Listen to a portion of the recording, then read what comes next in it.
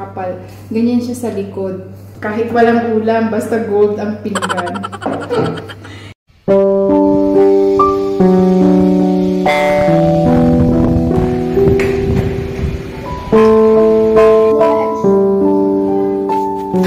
Hey guys, ito yung matcha ng Nepal. Ayan. So, wala ditong dagat guys sa Nepal.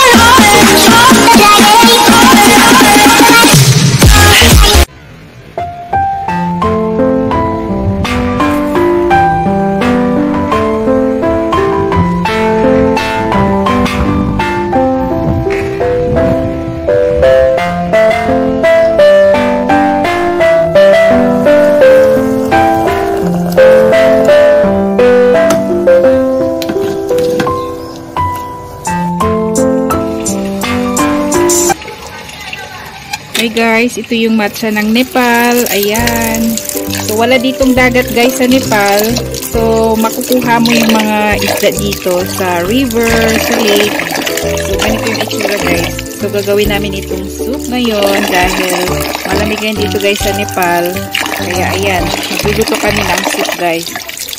Bumili yung nanay ko ng ewan ko ilang kilo ito. Ang dami niyang binili. May ibang klase pa. Ito yung ulo niya guys. So, talagang sariwang-sariwa. Ito yung asang niya, oh. Ito yung sa loob niya, oh. Talagang makita mo red na red. Talagang bagong huli ito, guys. Kasi pumunta talaga sila sa place na kung saan bibili ng mga fish na to.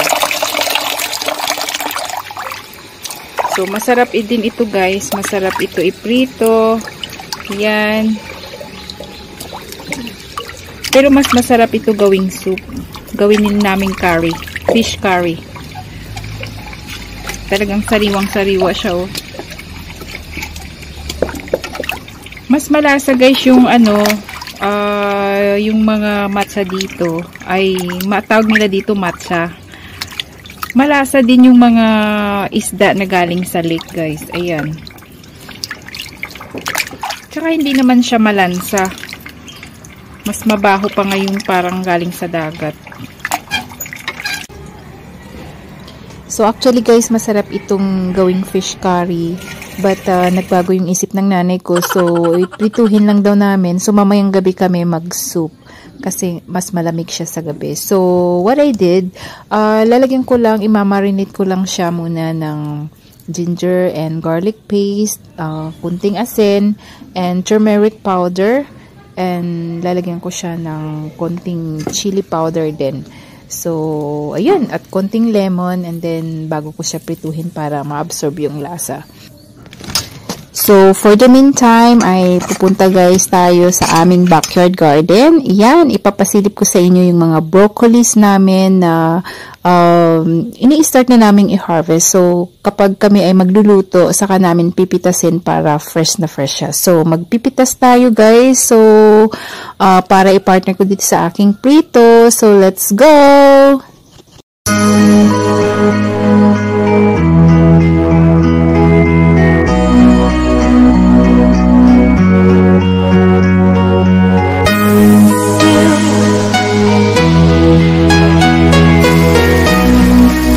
Alam nyo guys, dito sa Nepal, during winter season, hindi kami gumagamit ng mga sunflower or cooking oil dahil ang ginagamit namin ay mustard oil. Bakit? Dahil nakagisna na nila dahil ang mustard oil daw ay kapag yun ang ginamit mo pang prito, it gives warmth to your body.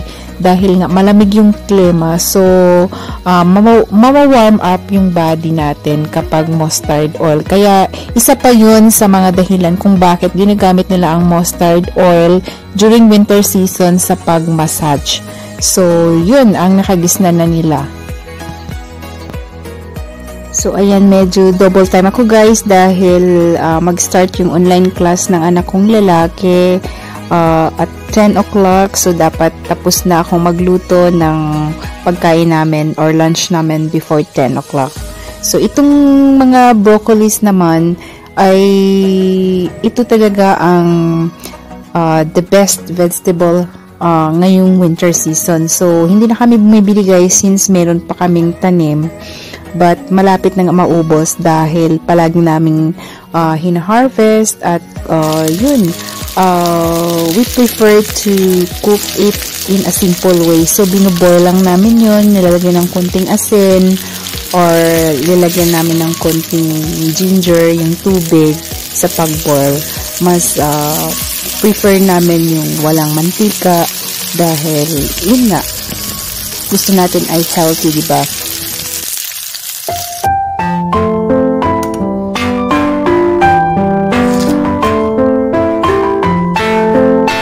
So, halika na Ryan.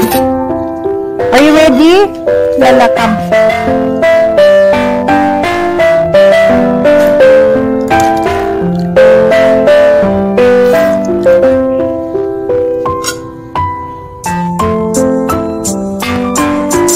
Dito ako guys sa aming rooftop. So, ang dami ditong mga thick blanket dahil binibilad ko siya sa araw para maarawan siya.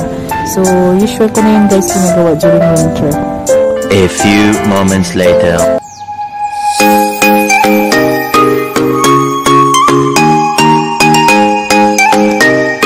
Ito naman yung mga halaman, yung mga bulaklak ng nanay ko.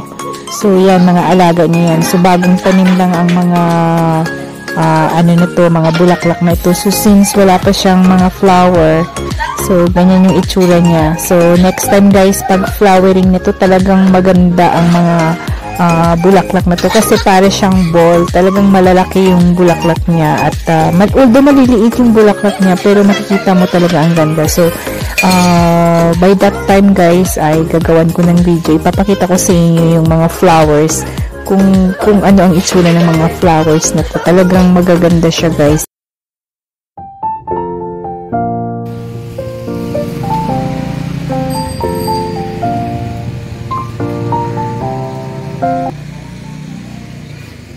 Sa paybara niya eh, day.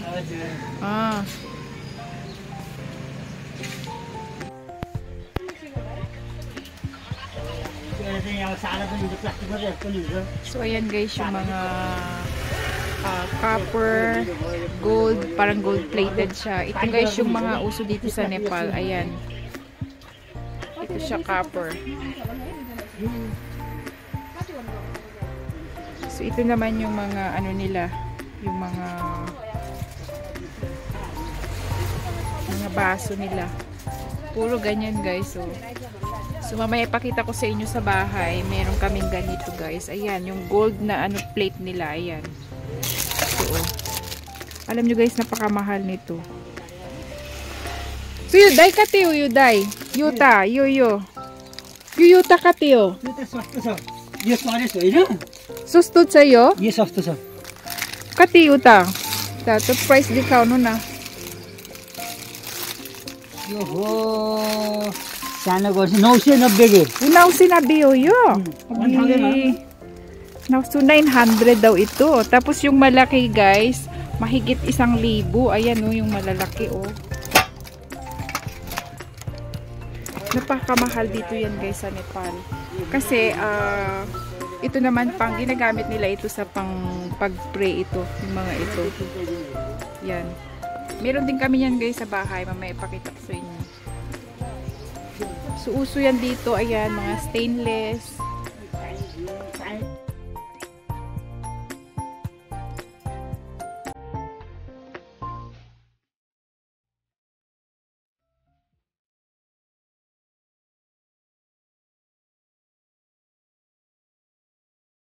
Guys, so ito. Para siyang guys, parang baso siya. Pero ito nilalagyan nila ito ng mga dal pag may mga bisita sila. Napakamahal nito guys ng isa. So nagkakahalaga siya ng isang piraso na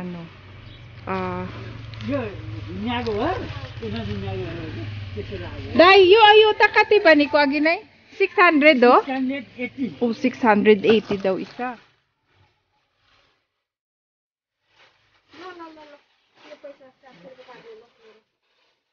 Napakamahal talaga guys. Ito naman ginagamit nila sa pag-pray. Pag-puja-puja nila. Yan, puro pang puja yan. Ginagamit nila sa pag-pray. Dito po ako ngayon sa aming kitchen dahil ipapakita ko po sa inyo yung mga plato na made by copper, stainless, at para siyang gold-plated. Yung mga bowl.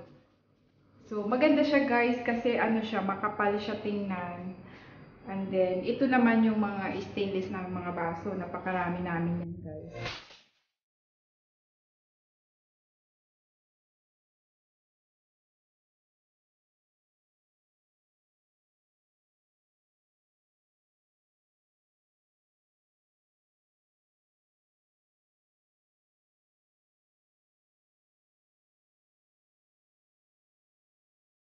So, ayan guys, yung mga made of bronze siya. Parang bronze yung kulay niya.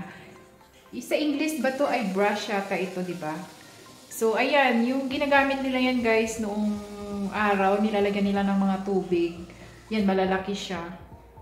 So, guys, nung bago pa lang ako dating dito, sabi ko ay ang ganda ng pinggan nila kasi gold nga siya, di ba? Pero hindi ito original na gold guys ha. Parang plated lang siya. Ganun talaga ang kulay niya. Ayan siya oh. And then, nung bago ako dito, nagtaka ako kasi nasabi ko, nakikita ko madalas sa mga bahay-bahay. Meron talaga silang ganito guys. Kaya talagang maganda. Pero, at saka, ang ano ito guys, very durable siya. Makapal siya oh. Makapal. Ganyan siya sa likod. Makapal siya. O diba? Kahit walang ulam, basta gold ang pinggan. Tapos ito, yung kanilang bowl. Ito, parang mukha siyang baso guys, pero ginagamit lang ito para sa soup. Para lang po siya sa bowl yan, bagong bulamay sa bowl o mga soup na yan. Ito yung ginagamit namin. Ito naman yung pinggan nila na stainless. So, kung nakikita nyo guys, ayan, may mga separate siya na ano dito. May mga separate siya na pwedeng lagyan ng pagkain. So, mostly dito sa Nepal, pag halimbawa magluto sila, syempre maraming potahe. Meron silang chutney or tarkari, meron silang dito yung rice, meron silang vegetables, and then separate na yung yung bowl ng dal o lentils.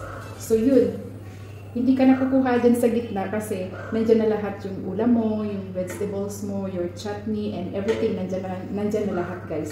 Kaya maganda ito. Madali rin siyang hugasan at very convenient yung yung purpose niya. So guys, that's all for today's vlog at yun lang ang maipakita ko ngayon sa vlog ko. So see you all on my next vlog and keep safe everyone. Bye!